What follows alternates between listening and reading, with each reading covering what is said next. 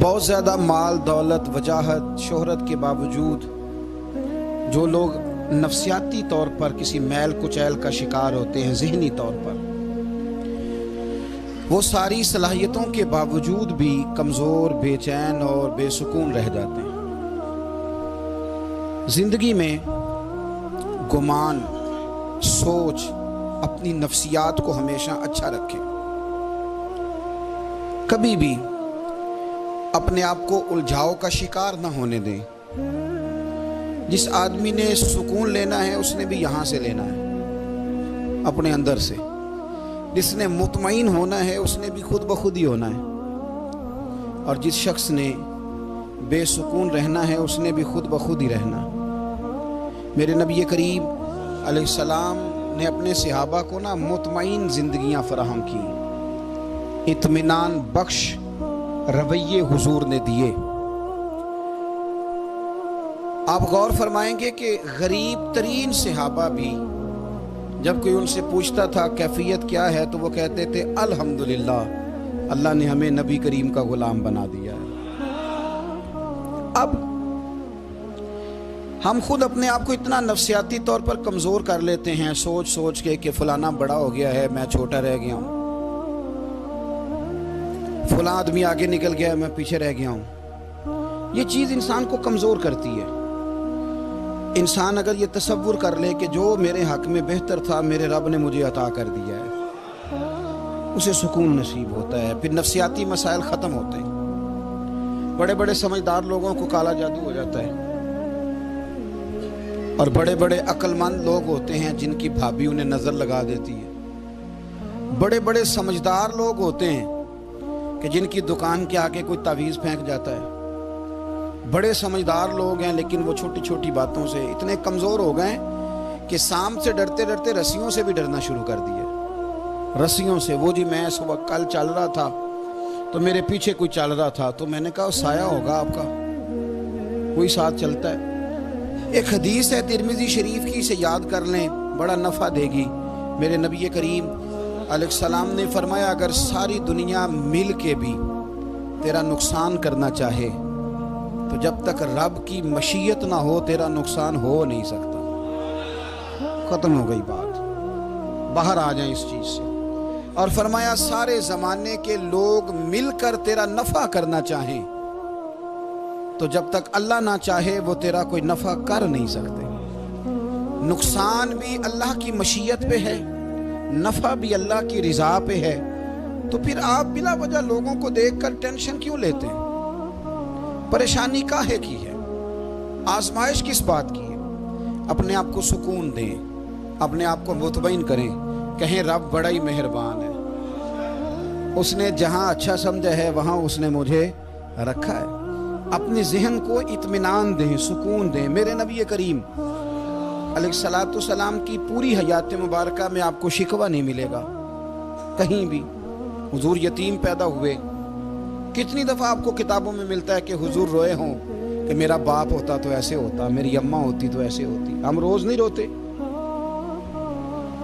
نبی کریم صلی اللہ تعالی علیہ وسلم نے اپنی زندگی ساری آزمائشوں میں گزاری۔ کہیں آپ کو محسوس ہوتا ہے کہ نبی کریم صلی اللہ علیہ وسلم کسی کے پاس بیٹھے اور فرمایا آؤ میں تمہیں اپنے دکھ سناؤں؟ ہمیں تو مسئلہ بن گیا ہے، ہم لوگوں نے اپنے آپ کو غیر مطمئن بنا لیا ہے۔ ہم ان ساری چیزوں کی ڈیمانڈ کرتے ہیں جو ہمارے مالک نے مناسب نہیں سمجھی ہمیں دینی۔ ہمیں اپنے آپ کو مطمئن کرنا چاہیے، سکون میں رکھنا چاہیے۔ اگر آپ تھوڑا سا اپنے آپ کو سکون دیں، اطمینان دیں، کہیں الحمدللہ، اللہ تبارک و تعالی جہاں جس کو چاہتا ہے وہاں اسے بٹھا دیا کرتا ہے۔ پھر ہم لوگوں کا منصب چھیننا چاہتے ہیں، حسد کرتے ہیں، بغض پیدا ہوتا ہے، عداوت پیدا ہوتی ہے، نقصان ہوتا ہے۔ فطری طور پر جو صلاحیتیں اللہ نے دی ہوتی ہیں ان کو بھی زنگ لگ جاتا ہے، زنگ لگنے لگتا ہے ان سب چیزوں کو جو اللہ نے اپنے فضل سے ہمیں دی ہوتی ہیں۔ تو بات کو یاد رکھیں، زندگی میں آپ مطمئن ہو جائیں کہ رب کریم نے جو دیا ہے وہ کمال ہی دیا ہے، کمال ہی۔ حضور کی ایک زوجہ محترمہ تھی تو ان کے ہاتھ ذرا لمبے تھے، مومنوں کی ماں۔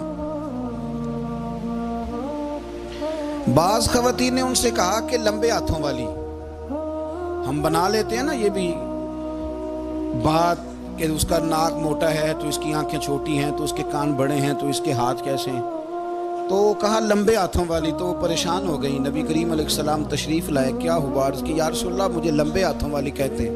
تو حضور فرمانے لگے یہ پریشان ہونے والی بات ہے کہ خوش ہونے والی بات؟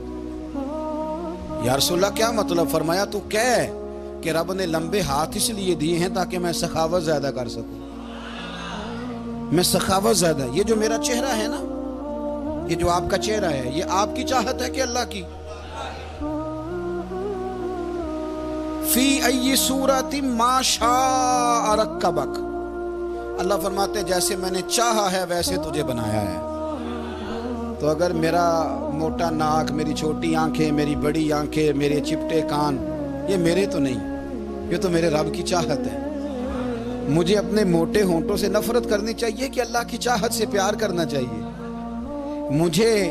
مجھے اپنے کالے رنگ پر پریشان رہنا چاہیے کہ رب کی چاہت پر مجھے پیار آنا چاہیے؟ اللہ کی چاہت پر پیار کر، یہ چاہت ہے اللہ کی، یہ چاہت ہے، تو اللہ کی چاہت سے محبت کر۔ تو پریشان ہو رہا ہے فلانے کا رنگ ہو رہا ہے تو میرا کالا ہے، فلانے کا مکان بڑا ہے تو میرا چھوٹا ہے، فلاں بڑی گاڑی میں کیسے بیٹھ گیا؟ بھئی اللہ نے چاہا تھا بیٹھ گیا، اللہ نے میرے لیے سائیکل پسند کی ہے، مجھے الحمدللہ کہہ کے سائیکل پہ بیٹھنا چاہیے، اس نے پسند کی ہے، اس کی رضا ہے کہ میں یہاں رہوں۔ تو ایک بات تو یہ ہمیشہ یاد رکھیں کہ آپ اپنے آپ کو مطمئن کریں، زندگی میں سکون دیں۔ نفسیاتی طور پر ہم بڑے ڈسٹرب اس لیے ہیں کہ ہم بے سکون رہتے ہیں جان بوجھ کے، وجہ ہی کوئی نہیں۔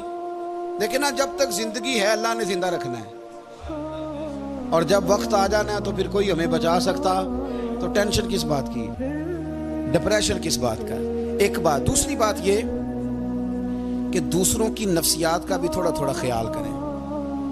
ہم پتہ کیا چاہتے ہیں؟ سارے میرے مطابق چلیں، پھر نفسیاتی مسائل پیدا ہوتے ہیں۔ میرے ساتھ اگر 100 بندہ پیار کرتا ہے تو ان کے مطالبے الگ الگ ہیں۔ کوئی کہتا ہے جناب کو پیار ہی کرنا چاہیے، ہر ایک سے مسکرا کے ملنا چاہیے، کوئی کہتا ہے حضرت صاحب اتنا بھی پیار کریں تو لوگ نگل جاتے ہیں، تھوڑی ڈنڈی پٹی بھی ہونی چاہیے۔ دونوں قسم کے لوگ ہیں نا جی۔ ایک وہ شخص ہے جو کہتا ہے اتنا بڑا مجمع ہے تو 2 سیکیورٹی گارڈ بھی ہونے چاہیے۔ تیسرا کہتا ہے جی عجیب عجیب لگتا ہے، گارڈ رکھے ہوں کسی بندے نے، کسی بڑے آدمی، تو یہ ہر بندے کا مطالبہ۔ اب آپ نے کیا کرنا ہے؟ آپ نے لوگوں کے مزاج کی رعایت کرنی ہے، جہاں تک آپ پیار کر سکیں آپ نے کرنا ہے، جہاں تک محبت کر سکیں آپ نے محبت۔ نبی پاک نا بچوں کے مزاج کا خیال کرتے، چھوٹے بچوں، حضور پاک سے گزرتے تو فرماتے السلام علیکم۔ ایک بچے نے نا حضور کے کپڑوں پر پیشاب کر دیا تھا، اس کی ماں پریشان ہو گئی، بخاری ہے۔ یا رسول اللہ وہ بچہ تھا پتہ نہیں چلا، تو نبی پاک فرمانے لگے کیا ہو گیا؟ وہ بچہ ہے، اللہ نے پانی پیدا کیا نا، ابھی اس پہ پانی بہائیں گے سب ٹھیک ہو جائے گا۔ وہ بچہ ہے، لیکن حاجی صاحب گھر میں بگڑ جاتے ہیں، پوتا اگر پیشاب کر دے کہتے ہیں میں نماز پڑھنی ہوتی، وہ بگڑ جاتے ہیں، پیر صاحب بگڑ جاتے ہیں اس بات پہ، علامہ صاحب بگڑ جاتے ہیں، سیٹھ صاحب کہتے ہیں پتہ ہی نہیں بچے نے پیشاب کر دیا ہے۔ حضور نے فرمایا کہ بچہ بچہ ہوتا ہے، وہ چھوٹا ہے، اس کا ایک مزاج ہے، اس کا ایک مطالبہ ہے۔ اب آپ یہ کہیں کہ وہ بڑا مجھے پاک صاف سمجھتا ہے تو اس رویے سے میرے ساتھ وہ ملاقات کرے، آپ اس کے مزاج کی رعایت کریں گے۔ نبی کریم کے غلام کے بیٹے ہیں حضرت اسامہ بن زید، نواسوں کی بات نہیں سنا رہا، زید بن حارثہ حضور کے غلام تھے، ان کے بیٹے ہیں، چھوٹی عمر تھی، ناک بہ رہا تھا۔ ویسے دادا جی ناک صاف کر دیتے ہیں پوتے کا، ہو سکتا ہے وہ ڈانٹ دیں کہ چل دوڑ جا کتنا گندا، اماں سے کہا تیرا ناک صاف کرے، چل نالائق، نانا بھی کہا چل بھاگ جا، کیونکہ وہ حاجی صاحب نے وضو کرنا ہے، نماز پڑھنی ہے، تو ان کے قریب یہ چیز آگے تو بڑا مسئلہ بن جائے گا۔ نبی کریم صلی اللہ علیہ وسلم نے کہا عائشہ اسامہ کے ناک بہ رہی ہے صاف کر دو۔ حضرت عائشہ کہتی ہے میں ذرا اٹھی کو کپڑا دیکھنا تو حضور جلدی سے اٹھے۔ ایک روایت تو یہ کہ حضور نے ناک پونچھ دیا، اور دوسری میں کہ نبی پاک قریب پہنچ گئے۔ جناب عائشہ کہتے ہیں میں نے ہاتھ پکڑ لیا، میں نے کہا حضور کپڑا لینے گئی تھی آ گئی، کہتے میں نے اپنے ہاتھوں سے ان کی ناک صاف کر دی، ریٹ صاف کر دیا۔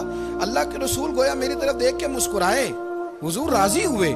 بچے تو بچے ہوتے ہیں، بچے تو بچے ہوتے ہیں۔ اب آپ کو بچہ حاجی صاحب مانے، پہلے نمازی صاحب مانے، آپ کو آپ کو پہلے بچہ جو ہے وہ بڑا سیانا مانے، سمجھدار مانے، عقل مند مانے، پیر صاحب مانے، چھوٹا بچہ تو وہ نہیں مان سکتا۔ آپ اس کی نفسیات کے مطابق اس کے ساتھ چلیں، آپ رویہ وہ رکھیں کہ وہ بچہ ہے، وہ چھوٹا ہے۔ حضور بچوں کے پاس سے گزرتے تھے تو انہیں سلام کہتے تھے، آپ بھی کہتے ہیں، آج سے کہیں گے۔ حضور گزرتے چھوٹے کہتے السلام علیکم۔ اور نبی پاک صلی اللہ علیہ وسلم کبھی کبھی نا بچے کھیل رہے ہوتے تو حضور بیٹھ جاتے، فرماتے یار میرے سینے سے تو لگو۔ حضور زمین پہ بیٹھ جاتے، بچہ یوں ہاتھ پہ، بچہ دوڑا آتا، حضور کے سینے سے جب لگتا تو نبی پاک گر جاتے اور فرماتے اوئے ہوئے تم نے تو مجھے گرا ہی دیا ہے۔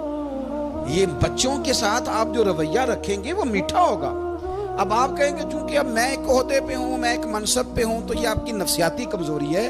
پھر کیا ہوتا ہے، بچوں کو ڈانٹ کے رکھا جاتا ہے، بے جا ڈانٹ ڈپٹ، بے جا سختی اور بے جا ان کے ساتھ رویے اور ان کے ساتھ بڑی عجیب و غریب قسم کی جو ہے وہ ہماری جو ہے وہ گھٹن گیپ آ جاتا ہے بچوں کے درمیان۔ بچے، میں کہا کرتا ہوں، پھر بچے ہمیں دکھ نہیں سناتے، وہ پھر غلط آدمی کو دوست بناتے ہیں، پھر اس غلط آدمی کو اپنی بات بتاتے ہیں، غلط آدمی رازدار بن جاتا ہے۔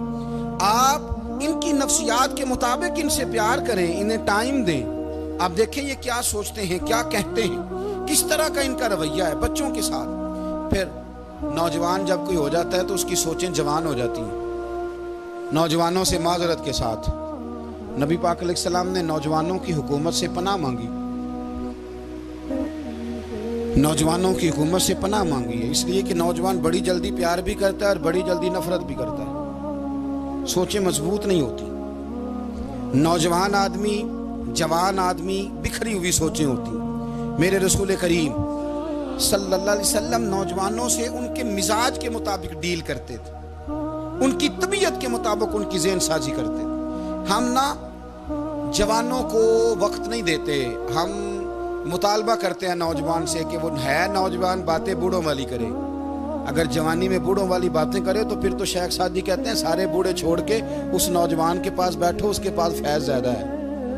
اگر ایسا ہو جائے، کیونکہ در جوانی توبہ کردن شیوائے پیغمبری، یہ تو اچھی بات ہے، لیکن میرے عزیز اگر ایسا نہ ہو، ایسا ممکن نہ ہو، تو پھر نوجوان کو آپ اس کی طبیعت کے مطابق ڈیل کریں، آپ اس کی سوچ دیکھیں، اس کا رویہ دیکھیں، اس سے پیار کریں۔ نبی کریم علیہ السلام کے پاس ایک نوجوان داخل ہوا، اندر داخل ہوتے ہی اس نے فٹافٹ ایک بات کر دی، کہنے لگا یا رسول اللہ مجھے زنا کی اجازت دے دیں۔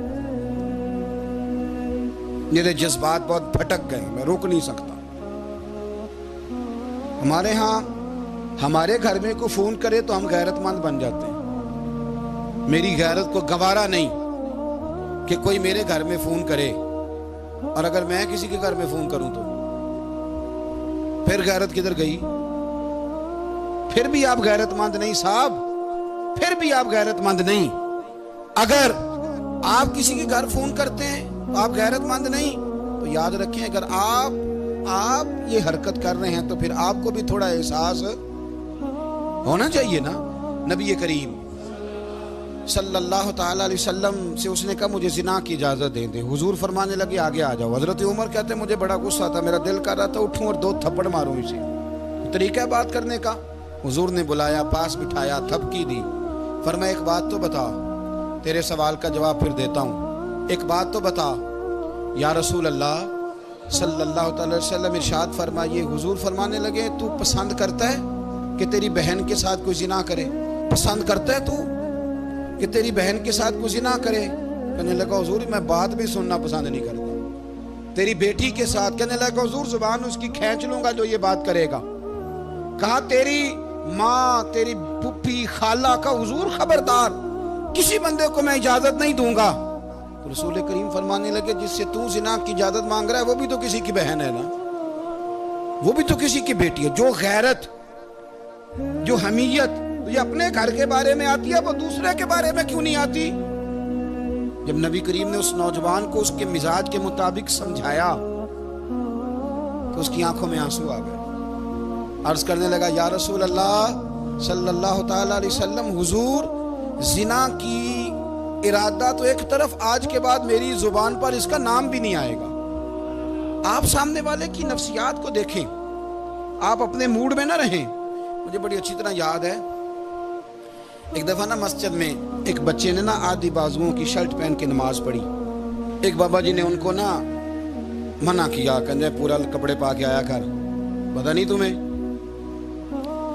وہ کہنے لگا, بچہ کہنے لگا نماز ہو جاتی ہے, بازو آپ فولڈ کر کے ایسے کر کے بڑے بازو فولڈ کر کے پڑھیں گے تو کراہت ہے, لیکن ویسے بھی آدھے بازو والی شرٹ میں نماز ہو جاتی ہے, لیکن اچھا عمل نہیں. اچھا یہی ہے کہ آپ کے بازو پورے ہیں. تو بزرگ ان سے کہنے پورے کپڑے پہنو, کہنے لگا بھی ہو جاتی ہے نماز, میں بھی تھا. تو مجھے انہوں نے کہا جی حضرت صاحب بات سننا. میں نے کہا جی حکم. کہنے لگے ان کپڑوں میں نماز ہو جاتی ہے. میں نے کہا جی ہو جاتی ہے.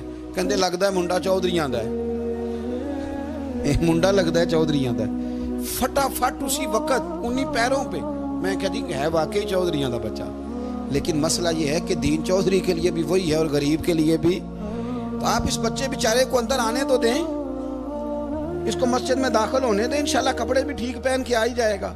لیکن ہم نے تو ذہن بنا لیا ہے کہ ہم نے اپنی مرضی کے مطابق لوگوں کو قابو کرنا ہے. ہم لوگوں کی ذہن کے مطابق اترنے کو تیار نہیں, بس سارے میرے مطابق چلیں.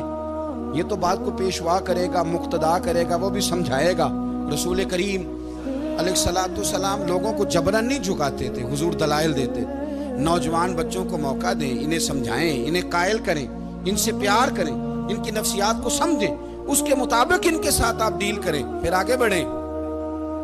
عورتوں کے بارے میں میرے نبی کریم علیہ السلام نے بڑی نصیحت فرمائی ہے. محبوب کریم فرمانے لگے عورت ٹیڑھی پسلی سے پیدا کی گئی ہے, سیدھا کرنا چاہو گے ٹوٹ جائے گی. یہ جیسی ہے اس کے ساتھ ویسے ہی گزارا کرو, اس کی نفسیات کو سمجھ جاؤ. عورت تھوڑا سا چاہتی ہے کہ وہ کھانا پکائے تو اس کی تعریف کر دی جائے, تو بھئی کھڑی ہے صبح سے باورچی خانے میں, 2 لفظ بولنے میں کوئی حرج ہے. اور اگر کبھی نمک زیادہ ہو بھی جائے تو کیا خیال ہے, بیوی جان بوجھ کے زیادہ ڈالتی ہے, اس کا شوق ہے کہ اس کی انسلٹ ہو. ہمارا رویہ اتنا سخت ہوتا ہے, بعض اوقات اتنا تکلیف دہ ہوتا ہے کہ اس سے جذبات کو ٹھیس پہنچتی ہے, مزاج میں خرابی آتی ہے. تھوڑی تعریف دیکھیں, عورت چاہتی ہے تھوڑا سا کہ میرے خاندان والے, میرے سسرال والے میری تھوڑی عزت کریں. تو وہ اگر سارا کچھ چھوڑ چھاڑ کے آ گئی ہے, تو جس طرح ہم اپنی بیٹی کے لیے ذہن رکھتے ہیں عزت کا, اگر تھوڑا اس کے لیے بھی بنا لیں گے تو میرا خیال ہے کوئی حرج والی بات. ہم نا لوگوں کا خیال رکھنے کی بجائے لوگوں کو چڑھاتے ہیں. ناراض تو نہیں ہو جائیں گے آپ؟ نہیں, رہن دینے لگتا ہے تو ہو جانا ہے بھائی. چڑھاتے ہیں لوگ. کسی نے کہہ دیا نا کہ یہ میرے گھر نہ آئے آج کے بعد, باپ نے بیٹے کو کہہ دیا یہ تیرا رشتہ دار نہ آئے, وہ کہتا ہے تو سویرے ضرور آئی, ویکھاں گا تینوں کڑا ڈکدا ہے, آنا صبح. وہ کسی نے کہہ دیا نا اس گلی سے نہ گزرنا, کہنا میں ابھی گزروں گا, تو دیکھ لے جو تو نے کرنا. ہم لوگوں کی نفسیات کے, بلکہ پتہ چل جائے نا فلانے کو فلان چیز بری لگتی ہے, اس کو لوگ زبردستی کرتے ہیں, چڑھاتے ہیں, نفرتیں پیدا کرتے ہیں, اس کے اندر غرور لاتے ہیں, مزاج کے اندر چڑچڑاپن پیدا کرتے. یہ کام نہ کریں. آپ اپنے لیے کیا گراؤنڈ بنا رہے ہیں کہ لوگ آپ سے نفرت کریں, لوگ تکلیف دیں آپ کو. یہ نوجوان بچے, کسی نے ہارن دے دیا گاڑی کا, تو آپ اس نے گاڑی پیچھے کرنی نہیں, وہ ماں بدولت کو ہارن بجا دیا ہے. یہ مہذب قوموں کا یہ رویہ نہیں ہوتا. یہ تو وہ قومیں ہیں جو مطلب بڑی تنگ ہے اپنے آپ سے. یہ بڑے آوازار لوگ ہیں.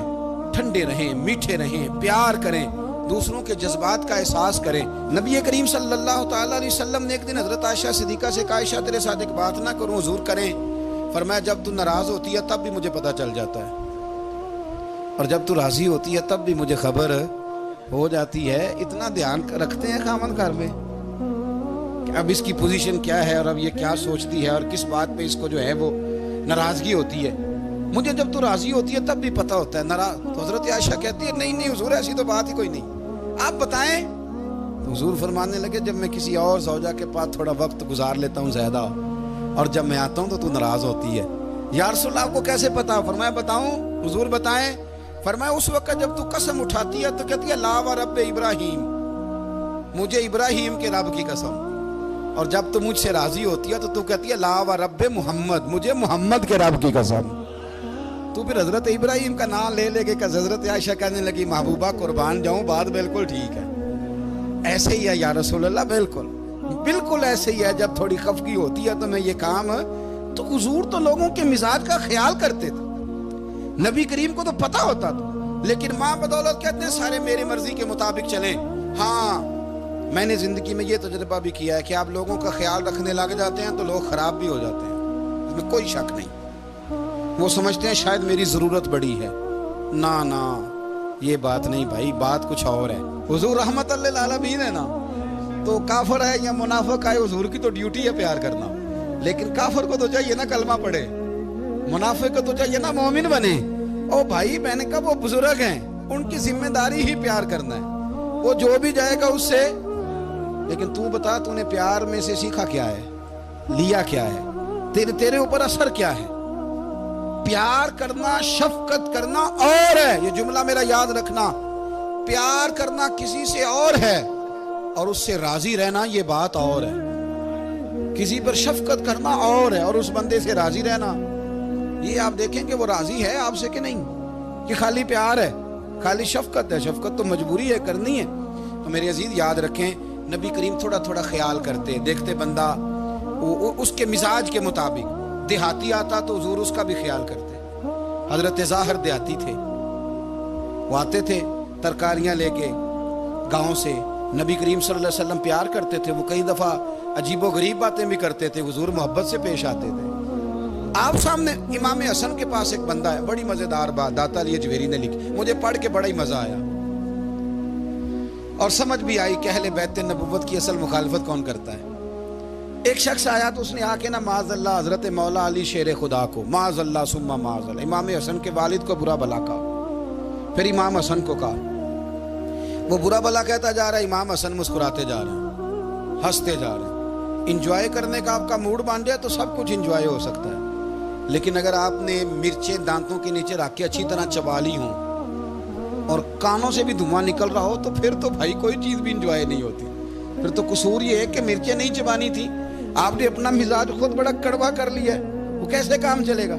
وہ آیا تو اس نے آ کے نا امام حسن کو، آپ کے والد کو معاذ اللہ ثم معاذ اللہ نقل کفر نہ باشد برا بلا کہا۔ وہ کہتا جا رہا ہے، امام صاحب ہنستے جا رہے ہیں۔ جب وہ تھک گیا تو امام حسن فرمانے لگے، روٹی کھانی ہے؟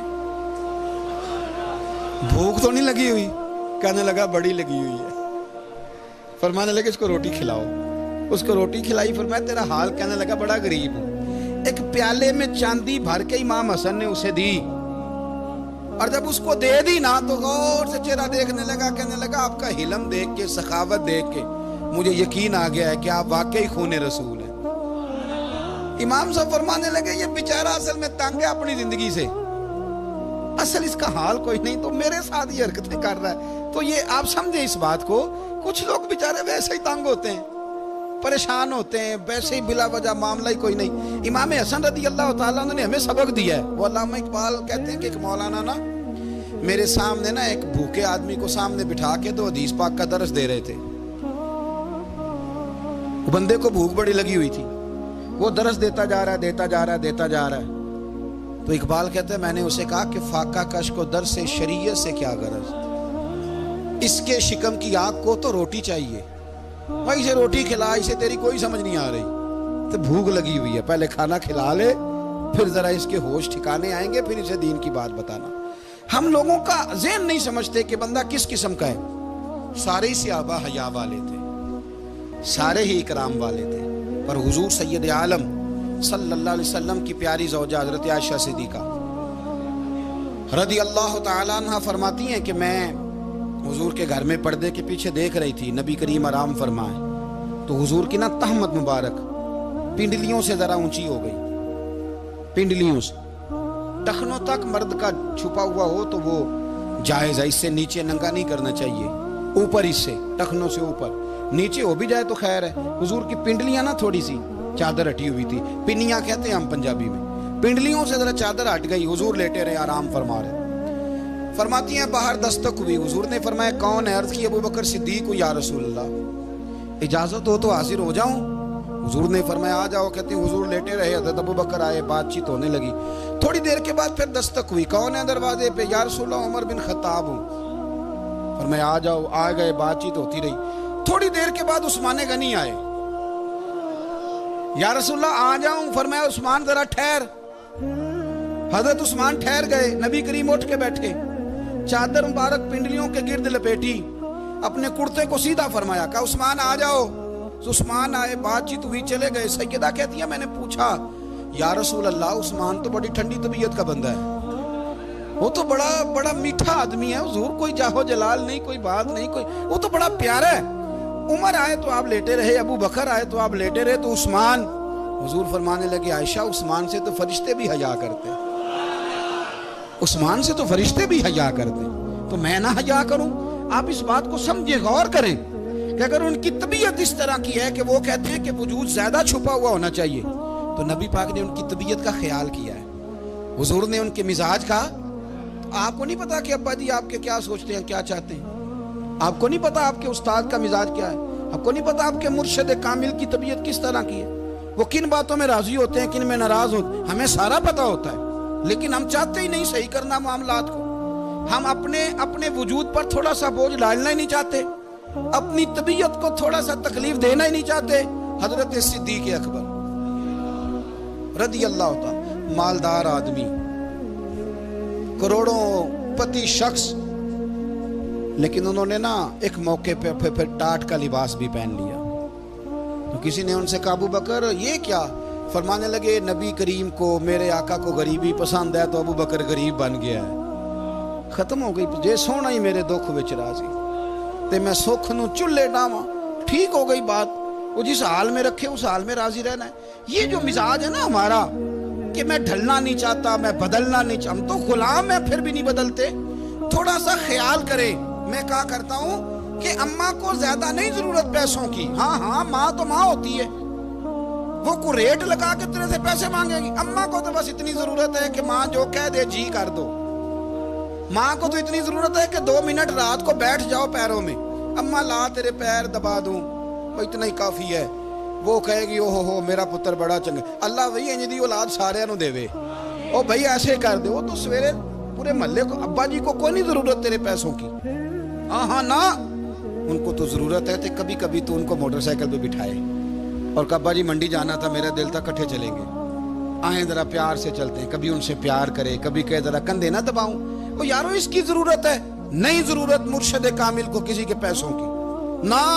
अल्लाह जानता है जो कामिल आदमी होता है उसे जरूरत ही नहीं होती, उसे तो इतनी जरूरत होती है कि उसने कह दिया सियाने बन जाओ तो सियाने बन जाओ, उसने कह दिया नेक हो जाओ तो नेक, उसने कहा है कि आज आ जाना तो फिर, और ना यार कहाँ जरूरत है तेरी, मैं इतना ही बड़ा। हम लोग दूसरों के बारे में सोचते ही नहीं, बस मैं, मुझे सुकून दो, मेरे मुताबिक ढल जाओ, मेरी बात करो, और ना यारो मेरे रसूल करीम, मेरे नबी रहमत सरवर दो आलम सल्लल्लाहु अलैहि वसल्लम दूसरों का ख्याल करते, उनके मिजाजों का ख्याल करते, उनकी तबीयत का ख्याल करते, उनके मामलात को देखते। मेरे रसूल पाक अलैहिस्सलाम तो देखते कौन शख्स किस तरह का है, किस रवैये का है, किस अंदाज का है, उसको उसके मुताबिक इज्जत देते, वकार देते, नवाज देते, उस शख्स का उस तरह का इकराम करते। मेरे नबी करीम सल्लल्लाहु अलैहि वसल्लम फरमाते हैं मैंने मेराज की रात मैंने जन्नत में एक महल देखा, मेरा दिल किया मैं अंदर से जाके देखूं, पर उसके दरवाजे के करीब गया तो उमर फारूक का नाम लिखा था। फरमाते हैं मैंने कहा उमर जरा तबीयत का सख्त है, तो उसने कहना है कानून ये है कि पहले इजाजत लो फिर किसी के घर जाओ। चलो हम नहीं जाते, उमर से पूछ के चले जाएंगे, घर जो उमर का है।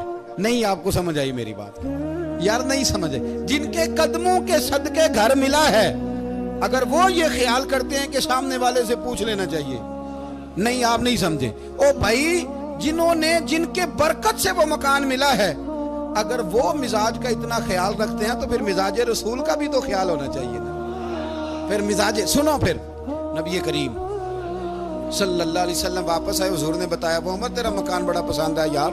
मैं अंदर जाने लगा था, दरवाजे पे हूर भी बैठी थी, जाने लगा था अंदर, तो वो ना मैं इसलिए नहीं गया कि उमर कानून का बड़ा पाबंद है, उसने कहना है कि कानून तो इजाजत लेके जाओ। तो उमर रो पड़े, अर्ज करने लगे हुजूर मैं कहाँ और जन्नत का मकान कहाँ? मुख्तसर सी मेरी कहानी है, ये जो भी है आपकी मेहरबानी है। तो हजरत उमर रो पड़े, लेकिन मेरे रसूल करीम सल्लल्लाहु अलैहि वसल्लम अब इतना हुजूर ख्याल करते तो जनाब उमर पता कौन थे? जुर्रत नहीं थी किसी माई के लाल की, عمر کے سامنے کھڑا ہو سکے، ہاں ہاں جس کے سامنے شیطان نہ ٹھہر سکے، نکل جاتا ہے شیطان بھی۔ لیکن صحابہ کہتے ہیں جب کبھی حضور کے چہرے پہ شکن آتی تو اتنا وجود ہم نے کسی کا کامتے نہیں دیکھا جتنا عمر کانپا کرتے تھے۔ کب کبھی طاری ہوتی تھی، وہ دلیر میں کہیں اور ہوں، یہاں تو میں غلام ہوں، یہاں تو میں نوکر ہوں، دعا منگیا کرو سنگیو کتے مرشد نہ روس جاؤ۔ رو پڑتے، اور طریقہ کیا ہوتا، زمین پہ کونیاں رکھ کے نا، کونیاں گھٹنے، اب میں آپ کو کر کے کیسے دکھاؤں، حدیث صحیح میں موجود، یہ کونیاں زمین پہ رکھ کے نا، جیسے بچے نہیں چلتے، کونیاں دونوں زمین پہ حضرت عمر رکھ دیتے، اور یوں کونیاں رکھ کے تو یوں ہاتھ باندھ دیتے حضور کے سامنے، نیچے کونیاں اور ہاتھ باندھتے، اور پھر روتے جب حضور ناراض ہوتے تو کسی اور سے ناراض ہے نبی پاک، عمر سے نہیں، تو یوں دونوں ہاتھ بچھا دیتے، یوں ہاتھ باندھتے اور کہتے رضیت باللہ ربا وبالاسلام دینم ونبینا محمد صلی اللہ علیہ وسلم، یا رسول اللہ میں بڑا راضی ہوں کہ اللہ میرا رب ہے، حضور میں بڑا راضی ہوں، حضور میں بڑا راضی ہوں کہ اسلام میرا دین ہے، و محمد نبیم و رسولہ، اور میں بڑا راضی ہوں کہ اللہ نے محمد کو نبی اور رسول بنایا، حضور بڑا راضی ہوں، مہربانی فرما، بڑا راضی۔ یہاں پیر سید علی حسین شاہ صاحب اشرفی رحمت اللہ علیہ کچوشا شریف کے بزرگ تھے، اور شان یہ تھی کہ چہرہ غوث پاک سے ملتا تھا۔ وہ تھوڑا سما کے قائل تھے، سما کے، یعنی وہ والا سما نہیں جو اب ڈھول ڈمکے کے ساتھ ہوتا ہے، کچھ اس میں اشعار پڑے جاتے تھے، اور بعض ایسے شعر تھے جن پر باپ بزرگ کہتے تھے نہیں ہونے چاہیے، یہ رائے کا اختلاف۔ ان کے یہاں ایک خلیفہ تھے سید ابو البرکات شاہ صاحب، مفتی اعظم پاکستان، وہ خلیفہ ہیں لیکن بڑے عالم تھے۔ سید صاحب یہاں آئے تو لوگوں نے کہا حضور کو شعر پڑھیں، تو آپ فرمانے لگے یہ میرا مرید مفتی اعظم ہے، یہ منع کرتا ہے، یہ ان باتوں سے منع کرتا ہے، تو یہاں نہیں پڑھنے۔ لوگوں نے کہا حضور مرید کی بھی ماننی ہے، میں نرا مرید نہیں، مفتی بھی تو ہے نا، قرآن و سنت کی روشنی میں منع کرتا ہے۔ تو اتنا لوگ خیال کر لیتے تھے دوسروں کے مزاج، اور یارو ہم تو بوجھ بنتے ہیں، ہم تو چڑھاتے ہیں جس کے، اور میں دیکھتا ہوں دنیا چڑھ چڑھ کے پاگل ہو گئی، چڑھاتے ہیں ایک دوسرے کو، تکلیف دیتے ہیں، اذیت میں مبتلا کرتے ہیں۔ ہم لوگوں نے اب تھپڑ مارنے بند کر دیے ہوئے ہیں، اب ہم ڈنڈے نہیں مارتے، اب ہم نفسیاتی تکلیفیں دیتے ہیں، نفسیاتی ذہنی طور پر ٹارچر کرتے ہیں، ہم لوگوں کو اتنا تکلیف میں مبتلا کرتے ہیں کہ لوگ پاگل ہونے کے قریب آ جاتے ہیں، خودکشیاں ہونے لگی ہیں۔ اگر ہم نفسیاتی طور پر پیار کریں، سامنے والے کو ذرا عزت دیں، ذرا اس کے جذبات کا خیال کریں، ذرا اس کی طبیعت کے مطابق چلے، ذرا تھوڑا سا محبت کر لیں، پیار کر لیں، بڑی دنیا بچ جائے گی، بڑے سارے لوگ قریب آ جائیں گے۔ میرے رسول پاک علیہ الصلوۃ والسلام نا بمنزلہ طاقت کے بوجھ ڈالتے تھے، بمنزلہ طاقت کے، حضور نام لے کے بھی کہہ سکتے تھے عبد الرحمن تو مالدار ہے، دے اتنے پیسے جہاد میں، عمر تو مالدار ہے، دے پیسے، عثمان غنی دے، یہ نہیں حضور نے کبھی فرما، اعلان کر دیا بھئی جہاد کا موقع ہے، اپنا اپنا حصہ ڈالو۔ حضور کسی شخص پر کوئی بوجھ، اپنے آپ کو بوجھ نہ بنائیں۔ اسلام نفسیاتی مسائل کا حل بتاتا ہے کہ آپ پیار کریں۔ میں اکثر کہتا ہوں کہ ہمارے گھروں میں بہت سارے بیمار ایسے ہیں جنہیں دوائی کی نہیں ہماری توجہ کی ضرورت ہے، بہت سارے بیمار اس قسم کے ہیں جنہیں صرف آپ کی مسکراہٹ کی ضرورت ہے، جنہیں صرف آپ کا دھیان رکھنے کی ضرورت ہے۔